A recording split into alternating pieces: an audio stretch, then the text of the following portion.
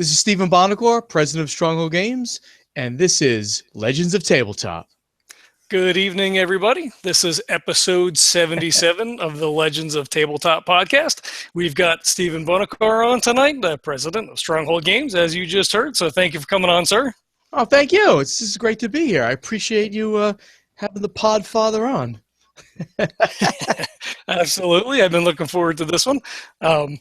Before we get into anything else, because I actually remembered, we have a thing at the beginning of the podcast called Something Cool. So do you have anything cool that's been going on recently? Oh, I mean, this is like without a doubt, one of the busiest times of the year. I mean, first of all, we're still in convention season. We're just back from Essen a couple of weeks.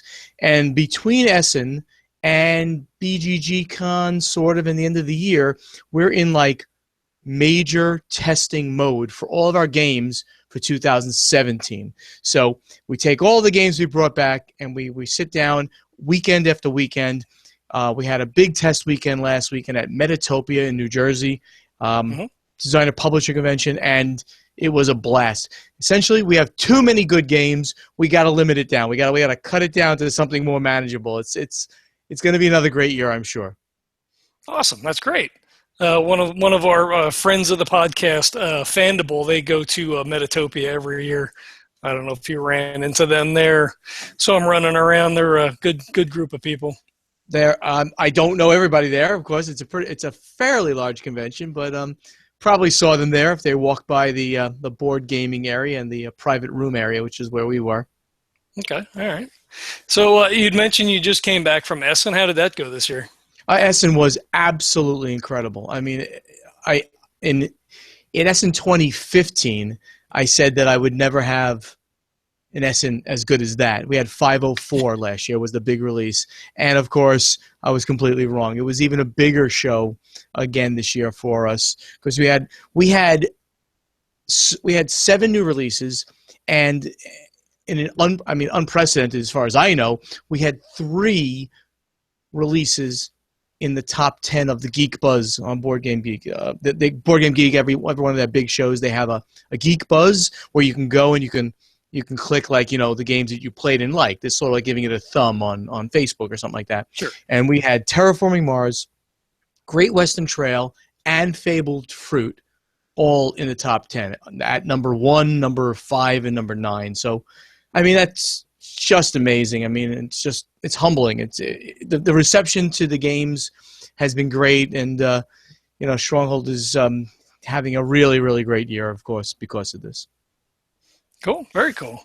I'm assuming you do just tons and tons of conventions, and conduct a lot of business there. Do you ever get to go and just kind of enjoy it and sort of take it in and?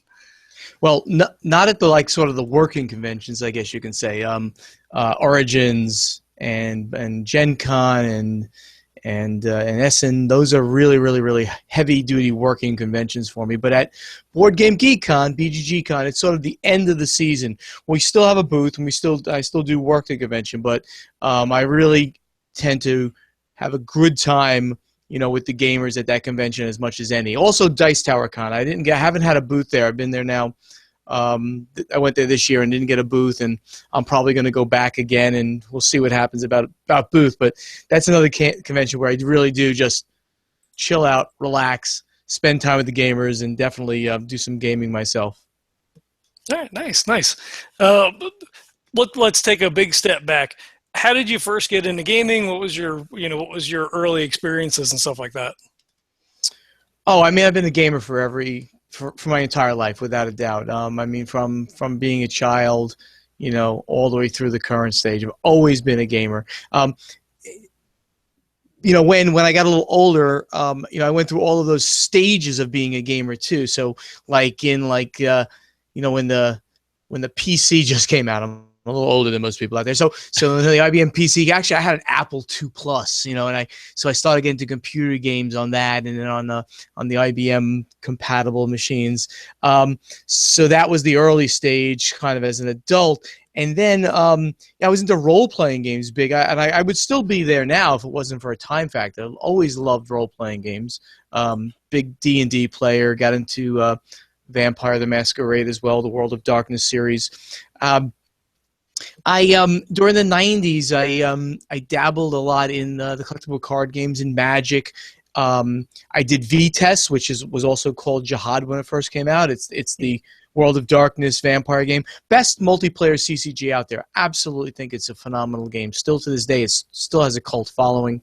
And then the Euros came out, during the mid late '90s, and I started like seeing that the whole Euro game revolution from Europe taking place.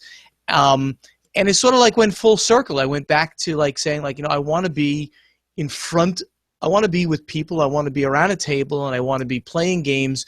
And that's better than sitting in front of a computer.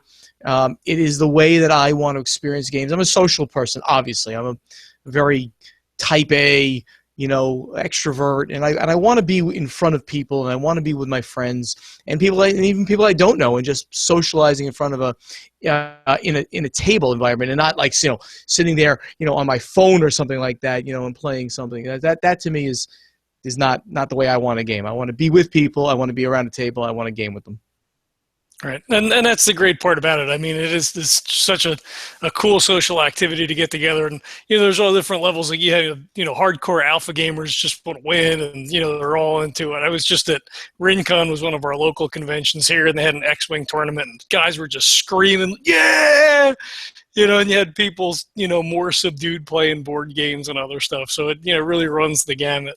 Oh, absolutely. Gaming can be taken as seriously as you want or as casual as you want. I'm definitely on the casual side, and I really enjoy just and I'm like a big fan of party games. We get together every 2 weeks with sort of like a couples kind of crowd, and it's just people. Some of the people that come aren't even gamers, but everyone will sit around and play like catchphrase with you. Or code names, code names. Just the ultimate great light party game that anybody can get into. So, it's and it's a great way to show people that you can actually play games again and not be thought of in a weird way. And so, yeah, really excited to be part of this industry because we are in the business of creating fun. That's what it's all about. Mm-hmm. And when things, regardless of the election, whatever, the economy's down, games and comic an books election? Really? Yeah. But comic books and those sorts of things, it's an easy, cheap escape. And where you think, well, you don't have to pinch every penny, recession and all the stuff that we've been through over the last 15 years or whatever. You get a huge bang for your buck, and you spend $100 on a game maybe, but you have that game literally forever. If you have something like Battlestar Galactica or Terraforming Mars or, Fable of Fruit, you sit down and play for a couple of hours, and you can just disconnect from the world and, focus on, friends and relationships and family and all that kind of stuff and having a good time and kind of, recharging those batteries. And, it's just such a great, just a great thing. Yeah, it certainly is a great bang for your buck too. People say like, "Oh my God, hobby games cost so much," but if anybody's been to the movies lately, it's going to cost you as much as a fairly pricey game right now just to go, with your wife and your wife and your kids or something like that. It's a big nut to do that. You can buy a game, for that much or less and play it again and again and again, and you're doing it all together, and it's a ball of fun. So that's the way to go. Absolutely. Do you have? You were saying you guys are playing a lot of party games. Do you have a favorite style of game? Are you really big into Euros, or just kind of focus on like party stuff right now? I certainly love party games because I mentioned that before. In general, what I really love to do is games where there is a lot of interaction, a lot of conflict, because in conflict there's that trash talking and all that kind of stuff that goes on. So I do love American style games over Euro games. I publish a lot of Euro games. I publish a lot of heavy Euro games. A Great Western Trail, my big, another very big hot game right now, and it's certainly a sort of a heavyweight Euro. But I really my favorite stuff. Hidden trader games and games with lots of conflict in it. And I've said this on many podcasts. My favorite game of all time is War of the Ring. That game is the most thematic, the most mechanically perfect. Every game ends up with like either Frodo dunking the ring or the last stronghold on Middle Earth gets taken over. So I mean, I give shout outs to that game constantly because it is just great for the people who like that style of game. So that's normally my go-to, but I'm an omni gamer. I literally will play anything with the right group of people. I would like people not to be so serious that they have to win at all costs and they AP the game until they suck all the fun out. But besides that, I just, I love playing games. I'll play anything. Just let's have a good time when we're doing it. Cool. This is a little bit more of an esoteric question, something I ponder occasionally. I picked up lanterns at RenCon, and I'd seen it across Twitter, and I'm like, I don't. It looks maybe fun. I don't know, like what's the attraction? And I got a chance to play it there, and it was fun. I wound up picking it up. So I don't know how to really put the question into words. What do you think makes a game fun? Like, what's the appeal of certain types of game? And I guess it varies for everybody. What they really enjoy the theme or the mechanics or whatever it is. But can you speak to that at all? No, and I think this is a very personal question. It really is, because what I think is fun, what makes something fun for me, is not necessarily what makes it fun for you. And there's no right or wrong answer to this question. There are people who think chess is the most fun thing in the world. Chess is a brilliant concept for gaming, but it's a very abstract war game, sort of, that goes on forever and has a lot of memory components to it when you play it at a really high level. But if that's what you're into, then that's what you're into, and that's okay. So it's a very personal thing. I've stated that what I want is a social experience around the game table. Like the Eurogamers want essentially to solve the game system, try to conquer and make the most of the game system. Try to see if they can do it better than you, right? I want to do this game better than you. I'm going to score the most victory points. I'm going to push the most cubes here or there. Sure. That's great. I'm flabbergasted by the response right now to Terraforming Mars. Right, Terraforming Mars is tearing it up.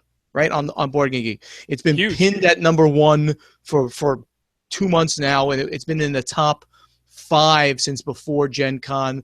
We're sold out of it. We've been sold out since before it was actually even released on September 28th. It was sold out into distribution. And for the life of me, I can't tell. I mean, everybody wants to know, what's that secret sauce? What did you mix in there? For the life of me, I'm hard-pressed to say, well, obviously this game is great because X. Sure. And every publisher would love to know that. It has hooked. It has gotten a visceral response with people. They just love this game, and I think it's on a number of different levels. Their fun in this game is because, on some level, they love the mechanics are great and the combinations they can make with cards. But I'm thinking that the biggest reason that game is so big is the theme. What does that mean? People are hooked into the fact that, Mars is hot. Mars is in our future. Mars is in pop culture. They see that as sort of where we're going as the human race. We're going to be on Mars. Probably in our lifetime, human beings will set foot on the planet Mars. That's extraordinary. And Terraforming Mars, of course, is changing the entire planet, so set 400 years in the future. But they see this as something that they can actually kind of experience in their lifetime. So they're actually getting there. So, and that's a very long answer to the question of what is fun in a game. I think fun is what you derive out of it and what you're looking to get out of it. That's the way I would put it. Okay. So you started Stronghold in 2010 with Kevin Nesbitt. What was kind of the drive to sort of get into gaming? As far as into the industry. I'd been studying the industry before that. I've got a very big business background. Educationally, I was on Wall Street in IT for a long time, for my entire career. In fact, just actually left doing that fairly recently to commit myself to Stronghold Games 100%. And in studying the industry and seeing what was happening and seeing the companies that were excelling, I said that I think that I could bring a level of discipline from my business background, a level of intelligence, a level of smarts, and all the gaming background, and say, you know what, I can bring something here. I could do this as good or better than others out there. So I hooked up with a business partner at the time, and we launched the company. Technically, we launched in late 2009. First games were out in 2010, and that was Code 777, now out of print, Confusion, now out of print as well, and Survive: Escape from Atlantis, which is our biggest selling game. Survive sells more year over year every year, and it's absolutely astonishing what that game's doing, because it's like the ultimate gateway game. It's even before gateway. I call it a casual game, because you can take that game, you can play it with your kids, you can play it with your grandmother, you can play it with your girlfriend, your spouse, your boyfriends. You can play it with your buddies, drinking beer and backstabbing each other and cursing at each other. It's a universal game, as long as you don't mind being a little bit mean to each other, because it's a little bit of a mean game, but it's a game that really like just transcends all of the different types of people out there. So that, getting that game as being sort of the hallmark of the company and the first game that we actually did that made it and really hit big was a really good thing for Stronghold Games. Cool. And you bring that, Jersey, New York attitude of I'm going to do it better than everybody, and I'm going to kick your butt doing it. Well, it's interesting the way you put that. I mean, I certainly didn't have it that I could do it better than these guys, but it's more like, well, you know what? I mean, it was more like I can bring all my background, and then, possibly transition from being a corporate person, I would say corporate drone maybe, to being, something where I can put my passion in it, because this is certainly an industry about passion. We all want to be in this because we love gaming and we love what we're doing. So yeah, I mean, obviously it's nice to say, hey, I could do this better than you, but more than that, it's like I can do this. I can bring certain disciplines to this, and then I can love what I'm doing for the rest of my life. I had a fairly, I was vice president at several major Wall Street firms, so it was a good job, making good money. So it was a long time to transition away from that to slim margins and 16-hour days. But now that I'm here, I'm very, very, very happy to be here. It's a great industry. So there's no turning back. It's just a wonderful thing to be here. That's great. Yeah, and you come from that other aspect. Like, I think a lot of people get into it because of the love of games on the front end, and then they have to figure out all the other aspects where you're like, okay, I understand this part of it for sure. Now let's, let me figure out the gaming side of it. Sure. From being a fan into getting, kind of into the nuts and bolts. Yeah, exactly. I mean, I needed that, that business side to really get things successful. And then you study the game industry and you see what's happening. We started by bringing back games that people really wanted to see back in print. Every one of those games I just mentioned was actually a reprint of an older game that, if people were watching, would say like, well, the demand is up for these, or they're seeing it being sold on eBay for high prices. So you're just being smart. You're saying, well, if Survive he's going for $75, $100, I can do a $50 version or a $40. Survive sells for $40 right now, and I think it's one of the best values in gaming. There's so much in that box. If I can bring it out and do it better than the old Milton Bradley versions, they were horrible. I mean, they were what they were. They're mass market games, and they sold them for $20 when they came out. So I'll triple the component quality in the game. I'll make it beautiful looking and sell it to hobby gamers at a great price point. And it was it just made sense to go in that route. Mm-hmm. And speaking to that, you guys have super high quality.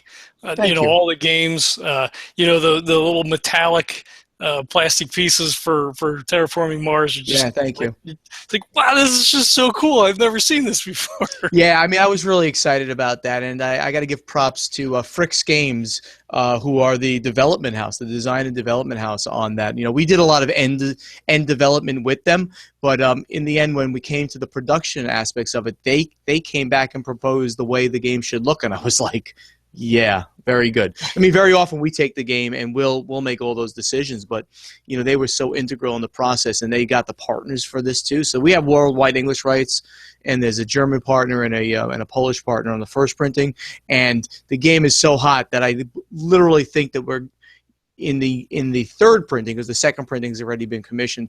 In the third printing, I believe we're going to have upwards of 15 partners on this project. So this is a game that's going to have legs. It already is eclipsed into the top 50 on Board Geek rankings.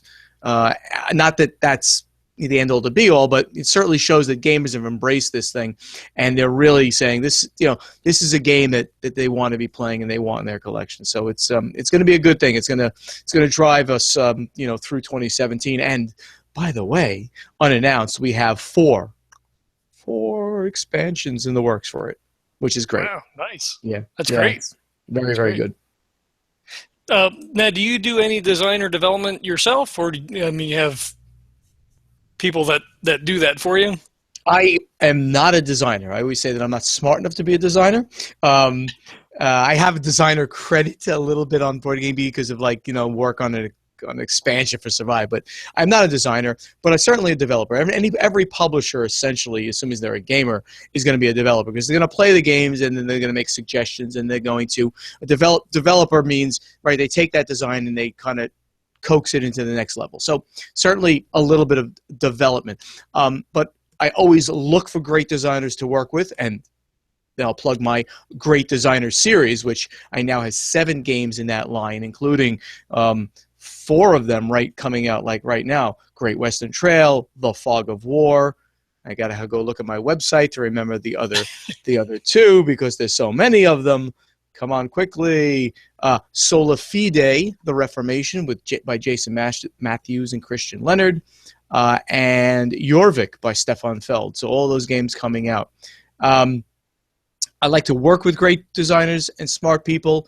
You can't do everything yourself, so you know, you need to bring those kind of people around you to do those things, and you know, that's a portion that either is done completely outside of the company, or, you know, I do work closely with a few designers that are almost like members of the company, like Jeff Engelstein. I mean, you know, he's a good friend of mine, Andrew Parks as well.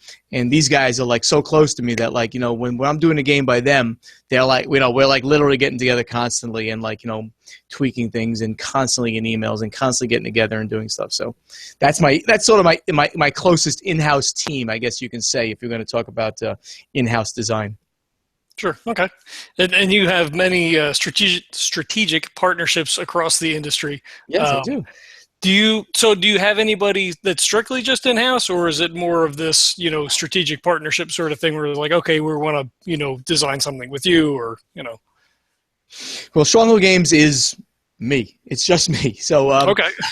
There is nobody officially, like, in-house employed, though those kind of things could be changing. I work with a fairly closely knit team of artists and graphic design people, specifically Bill Bricker, a great artist and graphic design person that does all of our in-house stuff. So, I mean, he's as close to being on staff as possible. I mentioned like Jeff and Andy, who every time we work together, we kind of work very close together.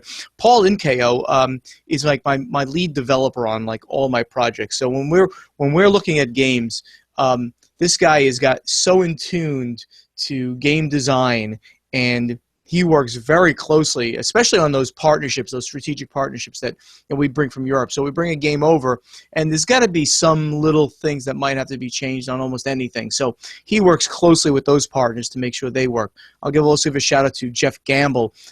He does the Longview podcast, and he was integral in getting Terraforming Mars from when it was first pitched to us, which was 2 years ago.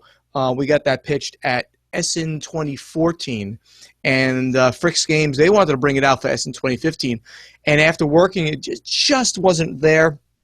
Jeff continued tirelessly working on the development of that game to get it to where it is now, and I think obviously it's paid off because it's so good and so wonderful. And those strategic partnerships, those are the ones that I've worked on and fostered over the years. Though all those, of course, are outside of the company, and I'll give the shout out to to Eggert Spiele. They work with Pegasus Spiele, Eggert Spiele, Spielworks, Artipia Games. And 2F Spiele. I had to think of all the partners we have there. 2F Spiele, and these guys are great because they're truly some of the greatest European game companies out there, and they've selected Stronghold. But obviously via me fostering relationships with them and seeing them and meeting them over time, they've fostered these relationships with us so that we can bring these games to not only to North America but across the world, because we do have worldwide distribution. So it's been great, and more of this is to come in the future, without doubt. Cool.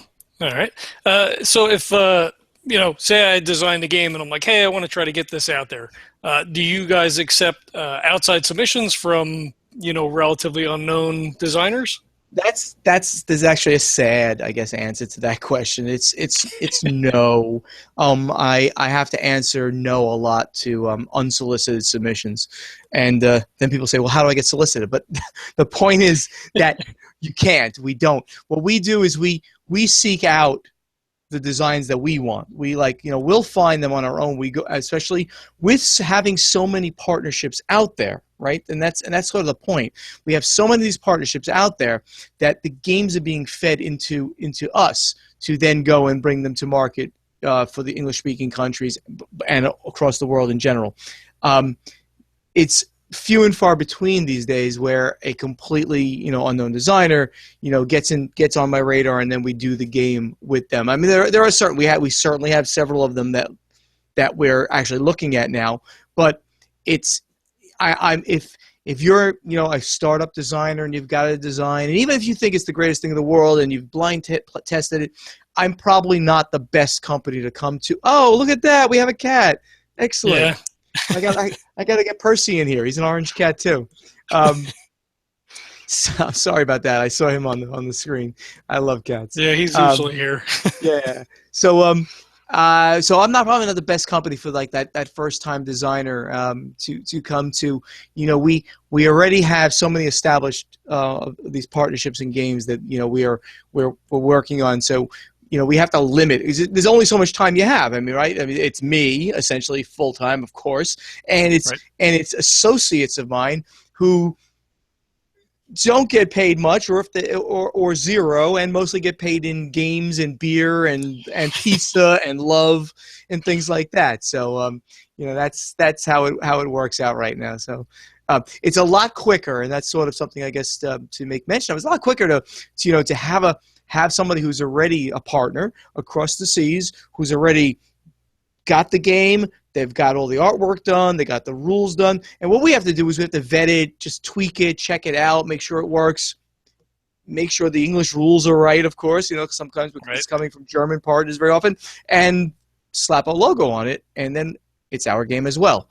That process is a lot easier than going from chits and little pieces of cardboard and all of a sudden okay, take that all the way up until a published game. So we got to go path of least resistance in a lot of cases. So we might miss out on some things, but we have to do it that way. Sure, no, that's understandable.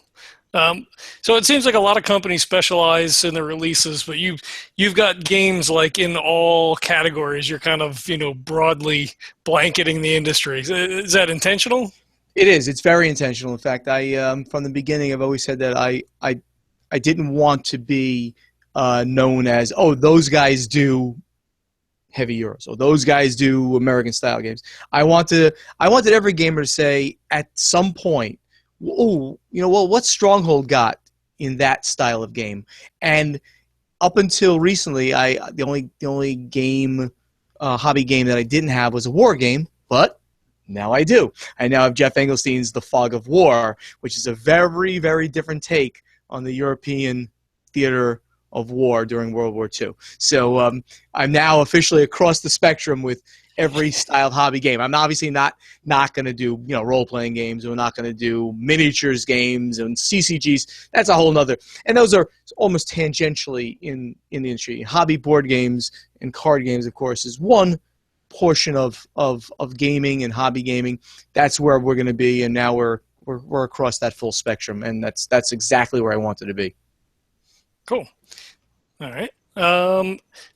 This is a more industry question. How do you feel about the consolidation in the industry? Vis-a-vis like Asmodee. Like every year they're buying this company and that company, and sucking up podcast. There's consolidation in podcasts and reviewers and things like that. Which generally you look at consolidation and go, not so great. I just got a text from Tom Bassel of all things. It's pretty funny that you mentioned consolidation in podcasts. No, just talking about like Asmodee and that, because obviously that's the 800-pound gorilla in the room, and that's the one that everyone is talking about as being maybe a negative thing. And I've said on many podcasts, and on my own podcast, by the way, Board Games Insider. Let me plug that while I'm talking.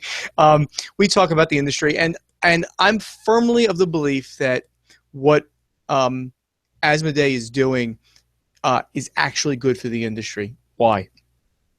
Because they are like $1 billion company. They're pouring tremendous amounts of money into this industry, and that goes into marketing, into the local retailers and what they're doing for local retailers.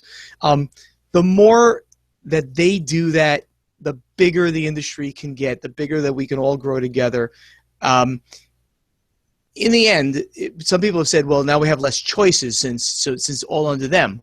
But in the end, it's one Asmodee, and there's 1,000 other publishers. So you still have 1,000 choices that you want. I mean, plenty of them are very, very, very, very, very small one-off Kickstarter companies, but that would be the case anyway. Asmodee has essentially bought the biggest companies, and they have, from what I can see, let them run exactly as they were running before. No difference, no changes in quality, very well-run companies, very good IPs, and they continue to do it. I can only think that this is good for the industry. And it shows, by the way, from my background on Wall Street, that the industry is very healthy. There's only 2 times in an industry where you see consolidation of this magnitude: when there's a sickness in the industry and like companies are getting gobbled up for something that they have in it, and that's like an IT thing. The company has something. They have this like one technology. Company gets bought, they take the technology, they throw everybody out of the company, they strip it to the bones. That's when an industry is sick, so to speak. Right. But that doesn't exist sort of here, because we have games, and it's different. It's not a technology driven thing. And then the other time is when it's very healthy and people are making lots of money. And then the big guys say, "Wow, those guys are doing really good. Let me buy them. Oh, those guys are doing really good. Let me go out and buy them." And that's what Asmodee is doing. They're picking really great companies. They're absorbing them, and then they're letting them run. I can't see a true downside to this. At some point, could there be? Maybe, but I think that we are still such a small cottage industry with a huge growth rate of like 20% per year, which is tremendous in any industry. I'm very, very pro what's going on right now. I think we're all going to grow together. Okay, all right, that's fair. Interesting, because we're very ancillarily affiliated with gaming in the industry and stuff. I mean, we podcast, we do APs, and we review board games and that kind of stuff. Sure. So to get that inside take on things is interesting for me, as someone who's just kind of on the periphery of what's going on. So thank you. You're welcome. You're very welcome. And you jumped the shark on me. You do have your own podcast, Board Game Insider. How long have you been doing that? I have been doing Board Games Insider now for, let me think now. It's going on, is it going on 2 years? God, it goes, things happen so fast. I think we're now like going on 50 episodes now, and we started out. We were doing them bi-weekly for quite some time, and just recently have gone to a weekly format. And so it's Ignacy Chevicek of Portal Games and Stephen Buonocore of Stronghold Games, and every 2 weeks we get together and we talk about news in the industry, tips about getting into the industry or how things work in the industry, and then the inside of what's happening at Portal Games and Stronghold Games. And then on the off weeks, Ignacy will interview a designer in the industry, because that's his thing. He's not only the president of the company, he's the game designer. That's what he really loves. He's not like the business end. He likes the designing end. And I will interview a publisher in the industry. So now we're adding extra content into our feed. So we're now weekly, even though Ignacy and I get together every 2 weeks, and it's going great. I mean, I think that we're on the Dice Tower Network, and I think that we're giving something to gamers that other podcasts aren't, because as you just mentioned, we're kind of opening the kimono a little bit and showing you what goes on inside, what our take is on the news in the industry, what ways of touching base with people in the industry, and then what's actually happening inside the company. So, it's fun, and again, it's another one of those ways that I love. I love touching and being with gamers, and just trying to make high contact. So to me, it's just another way that I can do that, and it's been a great run. That's awesome. That's sort of transparency to kind of get, the insider view as to what's kind of going on and trends and things that are happening. Again, for someone like me on the periphery, it's interesting to get all that information and sort of, kind of put stuff together, especially when I go into the board game store, because, it gives you a little bit of a different perspective when you kind of get that nuts and bolts of it. Yeah, no, exactly. Yeah. And, he and I are about as different people as you can possibly imagine too. And I think that makes it very interesting too, because he's a kind of stoic Polish guy. He drinks tea, and I'm like this gregarious alpha crazy person from New Jersey and New York, who loves his beer. So we make a real odd couple on the podcast, and I think it's we kind of give it a fun spin as well for that reason. Mm-hmm. And you're super into craft beers too, right? That's one of the things I read about you. Just hinted that, and I am super into craft beers. I have there's an app out there called Untapped. I've been talking about this a couple of times. It's like Facebook or what's like Foursquare, I guess you can say, for beer geeks. You check in your beers and you rate them, and it'll keep track of all of the different numbers of beers that you've had. I've got a stupid number of check-ins on there that I won't even say it. It's just a ridiculous number of unique beers checked in, because it's like another hobby. It's like another game. I have gamified my beer.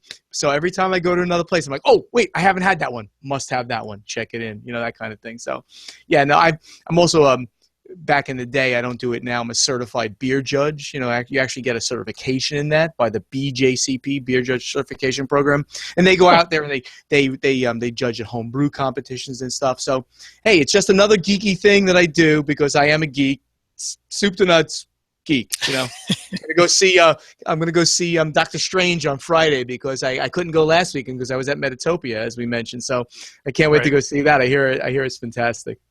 Yeah, it looks really good. I'm not super comic book, superhero sort of thing, but it looks like a really good movie. I'll probably go check it out. I fell in love with them. Not the comic books themselves, but I fell in love with the animated series that were really good. Back in the day, like the X-Men animated series was fantastic, and the Batman series. So I fell in love with those things, and then when the movie started, now they can pump $80 million into a production, so it's just fantastic. And then on the television now, Geek TV is off the charts now. You got all this great mainstream Geek TV, Arrow, Flash, Marvel's Agents of S.H.I.E.L.D., Gotham. It's just amazing, these shows. So that's how I spend, by the way. Okay, with a beer, And watching those geek shows is how I spend my evening. So, right before this, I actually watched an episode of Gotham, had a beer, and now we're talking. And then after this, then I go to bed.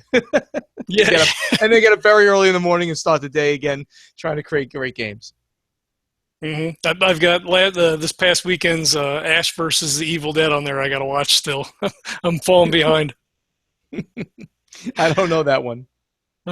Oh man! Oh, it's great. Evil Dead was like a C grade horror movie that came out like late '70s. They redid it as Ash or Evil Dead 2, which was horror comedy, I guess. Fantastic. The third one, Metza. Metza. Yeah, the TV series is great. It kind of holds to that second movie, kind of moving into the third one. It's been a lot of fun to watch. Tons of blood and gore, and cool. It's dumb. It's you know what you're getting when you sign in. Absolutely. But being in New Jersey, talking about craft beers and everything else, I mean, New Jersey, tons and tons of wineries. So are you a wine drinker at all, or no? Well, when I can't find a good beer, I will go to some Big Reds. That's kind of my thing. But these days it's very easy to find good beer. So, are you in New Jersey? Wait a minute. Now that you're saying, you say Mezza in New Jersey. Are you in New Jersey? I'm born and raised. I was born in East Brunswick, in that area there, about central-ish. Moved down to Burlington County. Yeah, I lived in Mount Holly, Lumberton, Burlington County, all East Hampton, all the way around there, and moved out to Arizona a couple of years ago. Yeah. Oh, okay. So, but you have a buddy that is on the podcast that is in New Jersey, right? Yeah, Vince lives in New Jersey still. Yeah. Right. I'm trying. Do I know him? Not that we all know each other. But No, I don't. Yeah, I mean, he wasn't part of the email thread or anything else. But yeah, I mean, if you watch some of the episodes, kind of like in preparation, you might have seen him. But because you said you in East Brunswick. I mean, that's 10 minutes from where I live now. That's I live in Somerset. Right next to New Brunswick, New Jersey. So we're paisans from the old school here. Yeah. I'm actually on my way out of New Jersey at some point. I don't know if you've heard that. I'm going to be leaving for warmer climates of Florida at some point. The time frame of that is not exactly known yet, but that's the ultimate goal. Now that I've lost ties to this area from a work perspective, I don't have to be here anymore. I can run Stronghold from anywhere. So I might as well go to a better climate, better taxed state, lower cost of living state than New Jersey. So Florida, here I come. You might want to look in Arizona. It's really nice here. I've heard it is very nice there.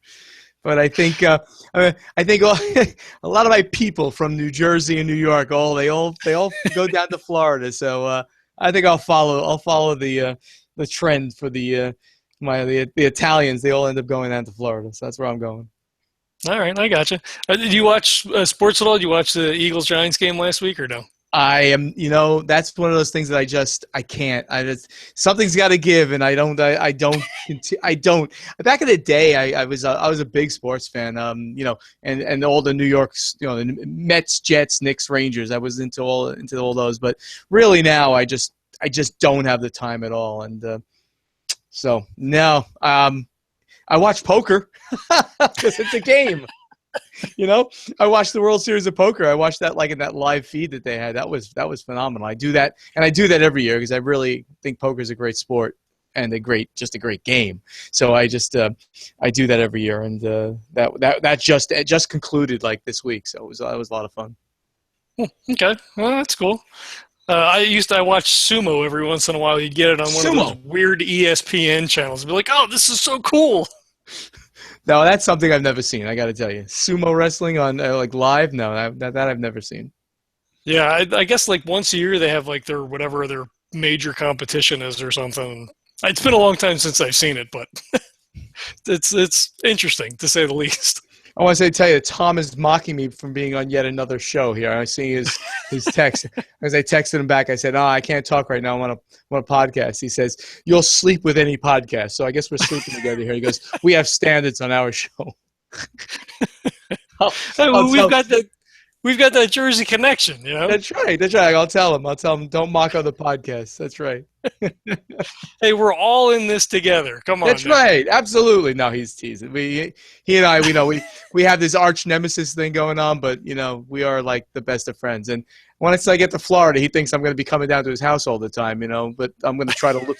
I'm going to try to be a little bit further north than he is. He's down like as far south as you can go in Florida. I think I'm going to be in the Lauderdale area. So, yeah, there you go. There you go. We'll see. All right. So to kind of back up into Stronghold again, you've got an awesome affiliate program, Knights of the Stronghold. Yeah. So you want to tell us a little bit about that? Yeah. No, the Knights of the Stronghold is my demo team, and we branded them a while back, and then we kind of made it really official via Envoy. And Envoy is a company, and everybody out here is listening to should check into Envoy on some level. Envoy runs the demo teams of many major and minor publishers out there. And by running a demo team, meaning they actively recruit people to go to stores and go to meetup groups, go to conventions, wherever gamers meet, and to show off games. And they incentivize them. They'll send you free games, and then as you get that, you sign up for X number of appearances at your game stores, conventions, meetup groups, etc., like that. So you can start by going to my website at strongholdgames.com. At the top, it says Knights of the Stronghold, or you can just go to strongholdgames.com/Knights with a K, KNIGHTS, and it'll explain generally what the Knights are about, and then the link will click you over through to Envoy, and you don't have to sign up if you don't want, but what you can do is just find out about them. They have a listing for local game stores, so game stores can go there, and they can ensure that their game store is listed, and then the Knights of the Stronghold and other demo team members from other companies will find you and work with you, like free help on your board game nights, bringing games in and then demoing them, which will only turn into sales for the local game store. So it's another way that we help try to support local game stores. The Knights of the Stronghold come with me or show up with me at all the major conventions: Origins, Gen Con, Essen, BGG Con. Run all the games. We treat them well, and they're very loyal. I get the same people showing up again and again, and I give them all the props in the world, and because they're so helpful to me. And we couldn't do these conventions without help from people like that. So thank you to all of those out there who are Knights or who might want to be a Knight or demo for another game company. There's plenty of ways to to be part of the industry on some level if you'd like to be. Cool. I should definitely look into that, because I started a meetup group out here in Arizona, sort of as because we'll occasionally get things to play test and stuff like that. So I'm like, there's no meetup group down here. I've got games to play. Bring some people together. So I'm doing that once a month already anyway. So. No, exactly. I mean, and you should definitely get involved with Envoy, because then people will also find you. I mean, just the other gamers in your area will find you. More people will bring in games from other companies. So you can't lose by having Envoy involved, either with your meetup group, with your store, with your convention. They will support you in the way that you want them to support you, and via association, Stronghold is supporting you in the way that you want to support. All of our convention support, our club support, our meetup support, our local game store support, we're driving it through the Envoy program because they're incentivized to do this work, right? They've become like part of my marketing team, right? They're my grassroots marketing team. And that's important because and this kind of goes back to the Asmodee question that you had before.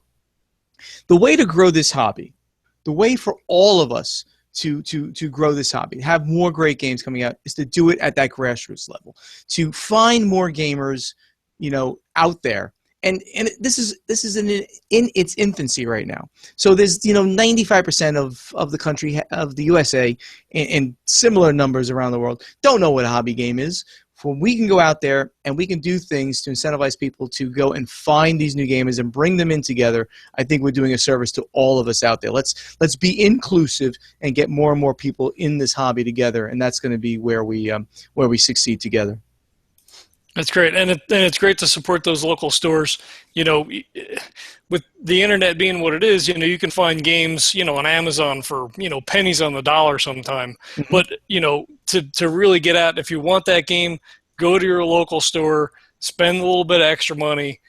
You know, sometimes they'll have that game on the shelf. You can say, you know, they have, you know, free play time. You know, you go in, they'll show you the game, they'll show you how it works. You can, you know, handle all the components and stuff, and you know, you get support there, and you know, it keeps that store open. You know, you're helping out your local community. You're helping out, you know, other gamers, and you know, you go out and meet new people. Like, definitely go to your store, spend your money there, and you Yep. know, and you know, join with Envoy, and you know, join with Stronghold, and you know, go out and demo some games and meet some cool people. Yeah, no, it's definitely worthwhile to support those local stores. They're creating that environment, and you know, they're keeping the lights on for you, and they're giving you a place, you know, that you can go and game, you know, once a week, twice a week, whenever it's convenient. So I strongly recommend, you know, going there. And while I mean, that price might be a little higher than someplace you can find online, in the end, you're helping them out if you can possibly throw some of your money their way as well. So it's a win-win all around. Absolutely. You were saying earlier that growth in the industry is about 20% right now, and you know, it seems like we're experiencing you know, just a huge renaissance in board games, and you know, all these RPGs and stuff coming out, and you know, Kickstarter plays, you know, some function in that. Is Kickstarter, you know, since you're not doing, you know, like you know, say an unknown person, you know, kind of going through all those development steps, is Kickstarter something that Stronghold would be involved with in the future, do you think, or no? No, it's not specifically. I've done one and only one game on Kickstarter, and it was only to prove a model. I did Space Cadets Away missions there because it was a 102 plastic miniature, huge plastics game, $100 price point. I wanted to see if I could be the next Fantasy Flight Games, essentially. Yeah. You know, is there a market there? I want to see if there was a market there for Stronghold Games, and there obviously was. But no, Kickstarter is a great place. I can't say enough about how important it is if you're a brand new company to leverage that platform. It's a very important thing to do. But for an established company, I don't think it's the way to go. I mean, I've said that many times. It, the backers will ask you for things that you shouldn't be doing. They'll try to develop the game for you. But you see, what we do, I mean, like what a publisher does, what a established publisher does, is we bring our background, our intelligence, our skills to bear, so that you know that when you buy a Stronghold game, it's been vetted again and again and again. It's not by Joe Blow Games, who may have a good game, but at the same time is not an established company. And I think that, you know, if you look at game versus game, the established publishers are always going to have, you know, the games that were going to sell better in the hobby and be a cut above the other ones. There are great games on Kickstarter. Don't say that I don't like Kickstarter or I don't like Kickstarter games. I'm sure there are many, many good games that are done on Kickstarter. And so, in fact, some very big companies have grown up on Kickstarter. Cool Mini or not. I mean, they're now the second biggest company in this hobby. And they're trying to right now kind of move away from Kickstarter. They're doing that slowly.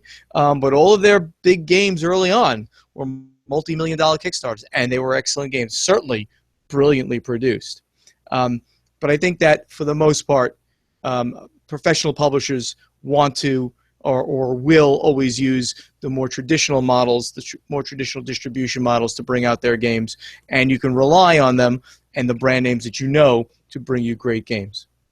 Yeah, it's become a little bit less of proof of concept and almost, you know, in some instances like a pre-order system. It's like, well, we have something, you know, we know we're probably going to do this already anyway, and you know, what are we looking at to sell now? There are some companies that use it as a pre-order system. Yes. That's all I'll say about that. Certainly there are. Sure.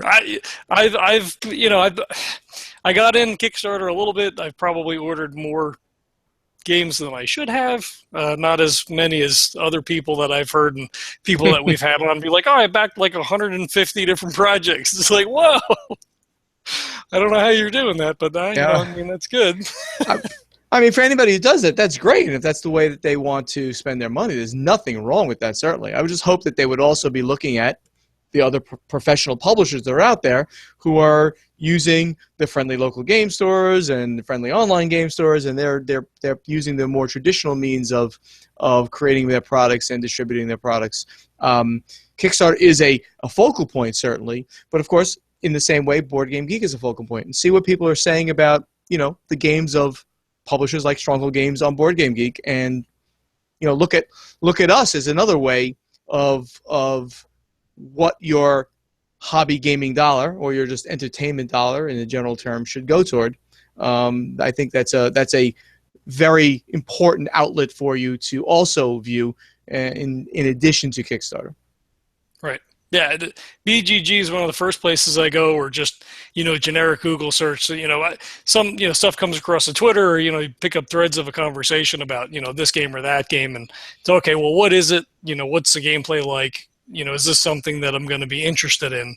And then kind of move forward from there. If it's people have video, playthrough videos and all those sorts of things. Like Sure. Usually when I pick up a new game, I'm on YouTube. I'll read through the rule, and I'm really rule stupid. Like I'll read it and I'll be like, well, it doesn't specifically say that I can't do this. Let me go to YouTube and see, like, how is this, being played?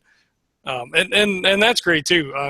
Ancillary to this other stuff, YouTube and all these reviewers and play through video things and all that kind of stuff is really a boon to people that want to pick up a game, because there's just so many options now through traditional printing and everything else like you guys are doing, or Kickstarter, and can be overwhelming, especially for people who aren't like super into the hobby. Like, oh, I know when this game is coming out on Stronghold and I'm on my pre-order, and I know what the list is for next year, and not everybody is that both feet in like that.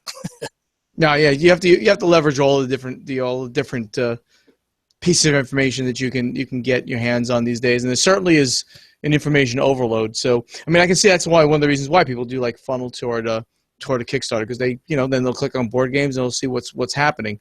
But definitely, look toward the Geek. Look what's happening there. Look at what's on their Going Cardboard section, their news section.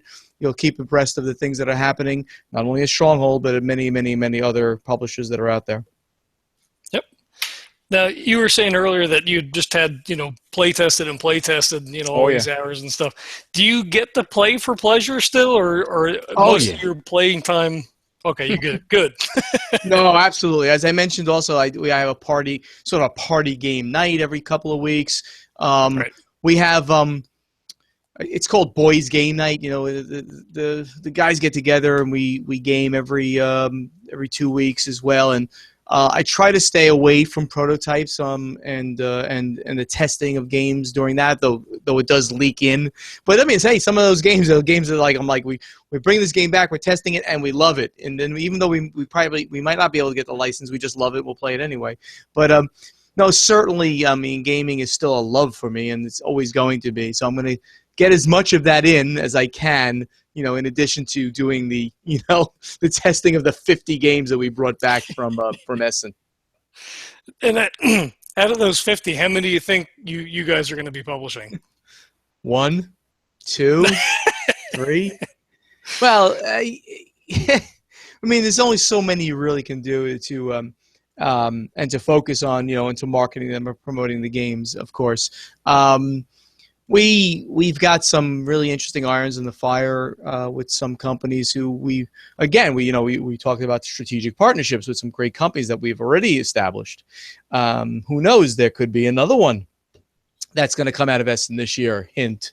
No, but it's not in stone by any stretch of the imagination. We're talking about things with some other companies as well. So, I mean, every time I do one of those, boom, the catalog increases by 1, 2, 3, 4 games a year right there if I do one of those. So, sure. Literally how many games will come out of this crop? It's too early to say. And it has to be just by definition, because there are just so many games out there and so many games coming out. By definition, it has to be a small number, certainly a single digit not over 10, and probably even not over 5. It's going to be on the lower end of that number. But Okay, cool. you have to test them all. You got to find out which one of the gems, and sometimes it'll be like, okay, you know what? Let's wait on this one. I mean, normally Stronghold Games, when we do a game, we find a game, we love it, it's going to be on next year's calendar. But occasionally there could be a chance that something like, you know what? Why don't we do this and do this big, in 2018 versus 2017? So there's always a chance that things that from this year can actually spill into a year later. Okay, that's fair. That's about all I've got. We do have a thing at the end. We have called the Final Five. It's 5 geeky, nerdy questions I'll throw at you. But before we roll into that, you want to give out all your contact information. We already talked about strongholdgames.com. Strongholdgames.com, of course. And we have a couple of pre-orders that are still open right now for our last 2 major releases of the year, Sola Fide, The Reformation, and La Granja, the dice game No Siesta, follow-up standalone game to La Granja. But so strongholdgames.com, essentially sign up for our newsletter there. You'll find out about what's going on through the course of the year. We're on Twitter. We're very active there, at Stronghold Games. The Facebook page is /Stronghold Games, of course. And I mentioned Board Games Insider, which you can get at BoardGamesInsider.com or by iTunes and all of your favorite places that podcasts are dropped. Ignacy Chevicek and I talking about the industry, and I think if you like that kind of talk and you want a little bit of the behind the scenes look, you want to go and check us out there. So thank you so much for having me. I really appreciate this. I'm a little nervous about this 5 questions. I hope I don't blow it. Putting me on the spot is very hard. No right or wrong answers, and absolutely, I'm glad to have you. They tell me all the time, and then they sneak up things on me. I appreciate you coming on here. So no problem, man. It's been a lot of fun. So we'll jump right in. We'll no pause, no hesitation. Star Trek or Star Wars? Oh, Star Trek, man. Come on. I'm an old school guy. Star Trek original series. I watched it when I was a kid for the first time during the original run. I was very young, but I remember watching it. Okay. Did you like the new movies? No, not 1, 2, and 3. Nonsense. Number 7 was quite good, and I'm going to be going and seeing Rogue One on opening weekend too. I have a lot now that Disney's taken over. I'm very excited by the whole thing. It's I like Star Wars. Don't get me wrong. I like Star Wars. I like episodes 4, 5, 6 very much. They took a little detour there with 7, with 1, 2, 3, but they're back on track now. It's good. All right, that's fair. Board games or RPGs? Oh, no, board games. I mean, I love, and it's a very good question. I mean, I love RPGs, and I've been there for the longest time. I mentioned D&D and the World of Darkness did some Champion system for a while. Or Hero system was called, but Champions was the portion you do superheroes essentially. Probably some other stuff too that I did too that I can't remember right now. And while I'm not in one right now, and while I'd love to be, it's just a time thing. But board games are where it's at. Board games, it's a nice condensed experience. It could be a 10-minute experience. Sometimes it could be a 3-4 hour experience. But it's that great experience that you hang out with your friends and you play it, and then you have some stories to tell afterwards. Cool. All right. DC or Marvel? Ooh, I'm such a huge Batman fan. I think he's the ultimate superhero. And I have some love for quite a few of the Justice League characters in general. I really hope that the Justice League movie, works out as good as it can. But I got to say, Marvel is just Marvel, and their very different kinds of superheroes that they have in that universe is just a cut above, I think. And certainly what they've done with the MCU, right, the Marvel Cinematic Universe.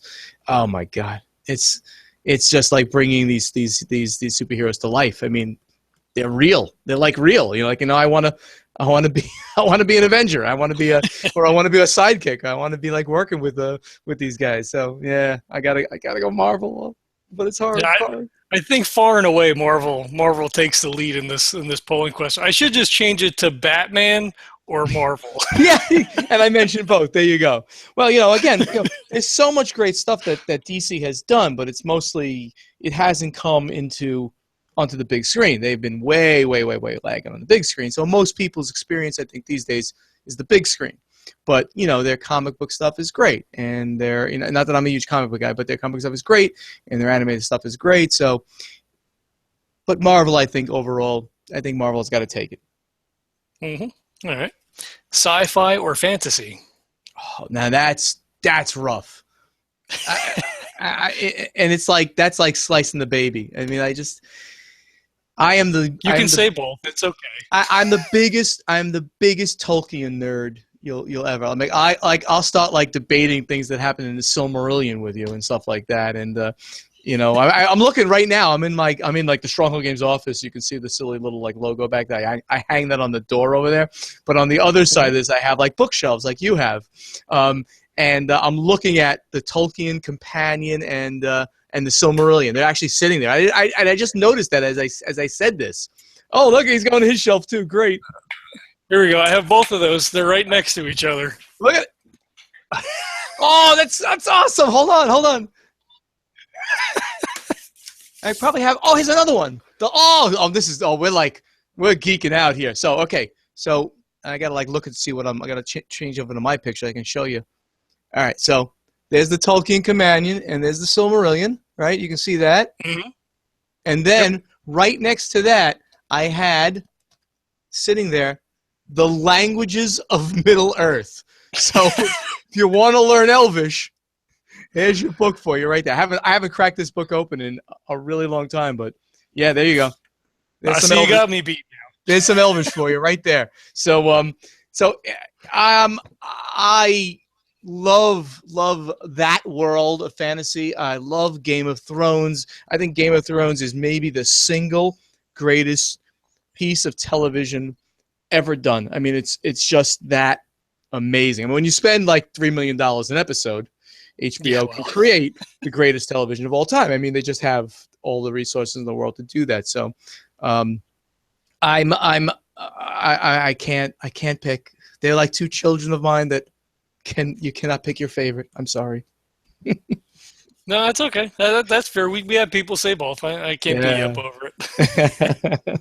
But you just heard me how I talked about fantasy, so maybe that's the default. But no, I love sci-fi so much, and I have so many games in this. And, sci-fi is great because, and I mean, fantasy for the same reason. But sci-fi truly is something anything you can possibly think of, it could be created in a science fiction universe. Similarly in fantasy, but really in sci-fi, because now you have every possible bizarre thing in every universe and stuff. So both of them are just amazing. Sure.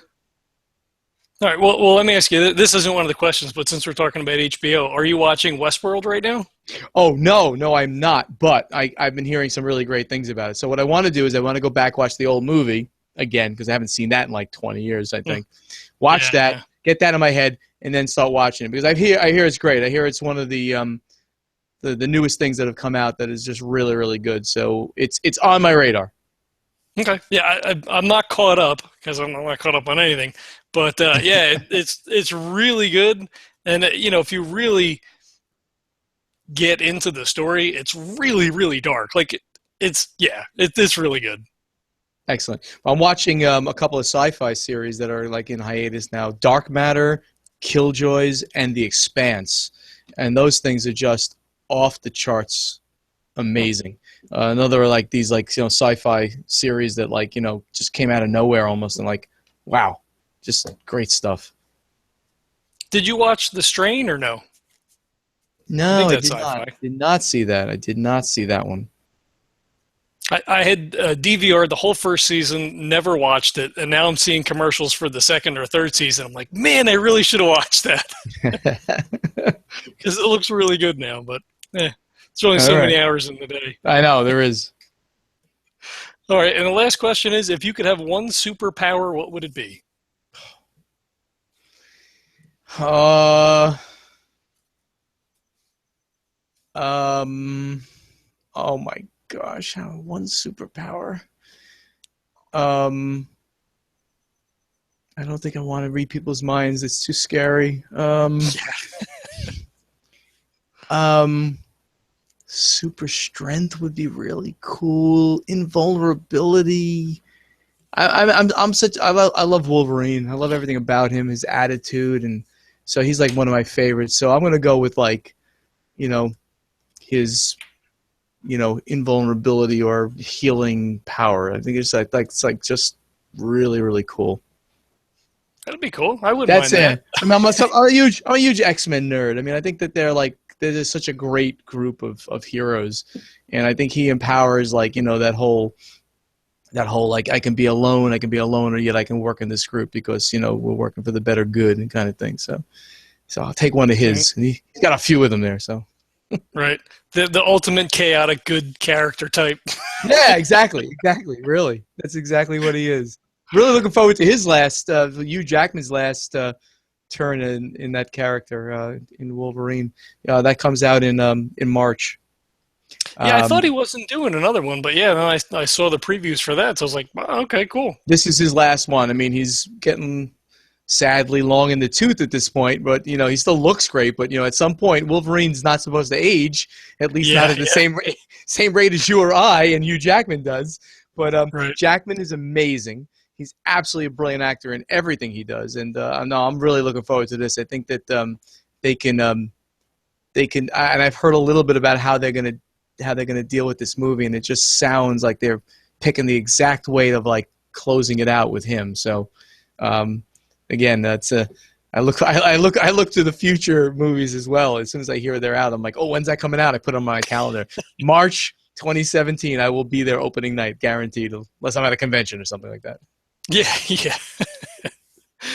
All right. Well, I want to thank you for coming on. This was a lot of fun. I appreciate you taking the time out and chatting with us for a little bit. Thank you, man. I really appreciate it. This is great. I mean, have me on any time. Just give me another ring, and we'll do it again if you have some time. Absolutely. I'll hold you to that. Yeah, no problem. No problem. It's not like I'm not a shy guy. I like this kind of stuff. So anytime when I have a chance to do it, it's a good thing. All right. Well, like I said in my email, while you're the open gregarious and you want to be doing this, when we started this, I was like, oh my God, this is such a horrible idea. Why are we doing this? This was bad. This was no. Nah, it's a good thing. Just you're putting more stuff out there for gamers. When they're not playing games, if they're actually watching us jerks talk about games, they're obviously the kind of people that I want to talk to. So, and I want to make good contact with. So this is a good thing. Thank you very much again for having me. I really appreciate it. Absolutely. I'm going to give out our details here at the end. You can find this awesome podcast and all of our other cool content at legendsoftabletop.com. If you have any questions, comments, or feedback, you could reach out to us at legendsoftabletop@gmail.com. We're on Twitter at legendstabletop. We're on Player FM, iTunes, SoundCloud. You can find the RSS feed.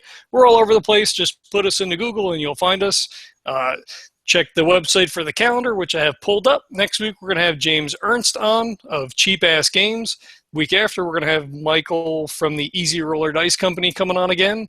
And the last week in November, I'm going to be releasing an interview I did with Andy Looney from Looney Labs at RinCon convention here back early part of October. So it's a little late, but frees up my week, so you guys are going to get it then. So thanks for everybody checking it out, and we'll catch you next time.